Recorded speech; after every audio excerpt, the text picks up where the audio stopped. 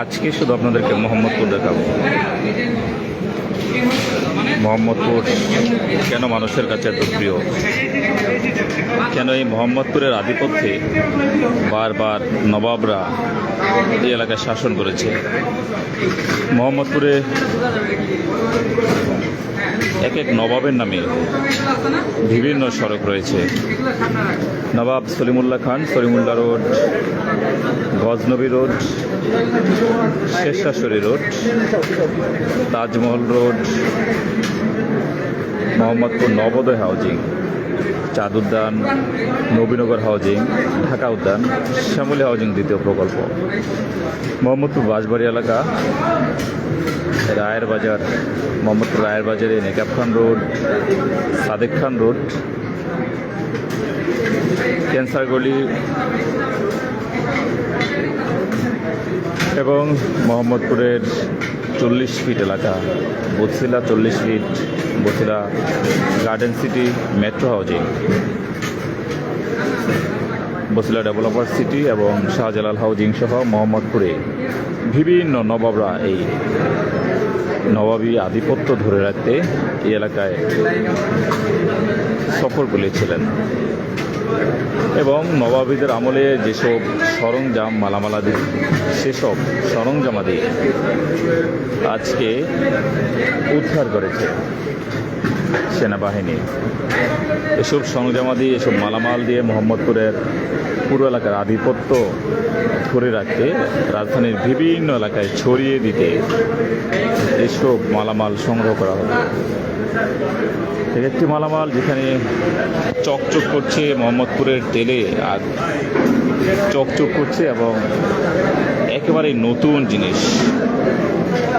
এই সাম্রাজ্য টিকে রাখতে নবাবরা বহুবার এসেছেন এই অঞ্চলে, এই সাম্রাজ্য ধরে রাখতে এখনও নবাবী হালে তারা বিভিন্ন সরঞ্জামাদি নিয়ে আসেন এবং এই সাম্রাজ্যকে ধরে রাখতে বিভিন্ন গ্রুপগুলো আধিপত্য বিস্তার করেন। মোহাম্মদপুর এই অঞ্চলটি একটি অঘোষিতভাবে একটি ভূখণ্ড বলা যেতে পারে, যে ভূখণ্ডের সাম্রাজ্য টিকে রাখতে হলে এসব মালামাল না হলে কখনো সে আধিপত্য, সে সাম্রাজ্য ধরে রাখতে পারবে না। এই সাম্রাজ্যের মালামালগুলো আপনারা বিভিন্ন ভিডিওতে দেখেছেন। বিভিন্ন ভিডিওতে আমরা যেসব দেশ জুড়ে আলোচনা তৈরি করেছিল সেসব ভিডিওতে আপনারা এসব মালামাল দেখেছিলেন এবং এগুলো দেখে আপনারা ভয়ে আতঙ্কে অনেকে এই সাম্রাজ্য ছেড়ে চলে গিয়েছেন। আসলে 19বিংশ শতাব্দীর আগে নবাবরা বিভিন্ন এলাকা দখল করার জন্য তারা যুদ্ধে লিপ্ত হতো। যেসব মালামালগুলো, যেসব সরঞ্জামাদি সেই যুদ্ধে তারা ব্যবহার করত, তার চেয়েও অত্যাধুনিক এসব সরঞ্জামাদি মোহাম্মদপুরের এই ভূখণ্ডে সেগুলো একেবারেই সচরাচর পাওয়া যায়। এই ভূখণ্ডে যারা আসবে তারা সব কিছু দিয়ে, সব কিছু রেখেই খালি হাতে চলে যেতে হয়। কেউ যদি সেই ভূখণ্ডে এসে কোনো কিছু দেওয়ার না দিয়ে তারা যদি কোনো বাদ বিতণ্ডায় জড়িয়ে পড়েন, তাহলে এইসব সরঞ্জামাদি দিয়ে সেসব মানুষকে আপ্যায়ন করা হয়। এই সাম্রাজ্যে অতিথি আসবে, তারা অতিথি এসে তাদের যত মালামাল আছে, তাদের যত কিছু আছে, পকেটে টাকা পয়সা, মোবাইল ফোন, সব কিছু তারা এই সাম্রাজ্যে দিয়ে যেতে হবে।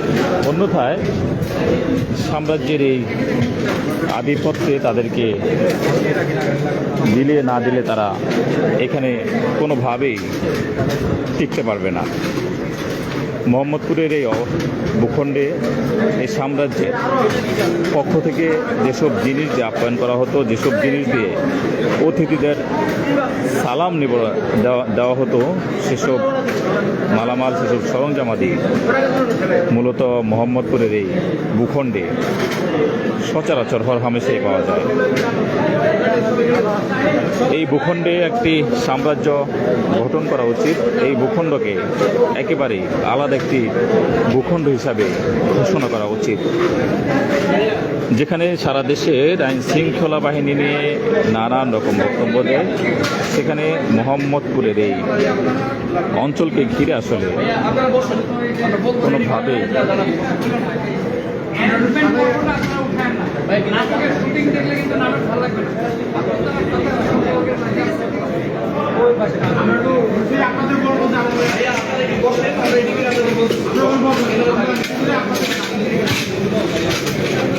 আমরা আবারও ফিরে আসবো আপনাদের কাছে সরাসরি দেখানোর জন্য।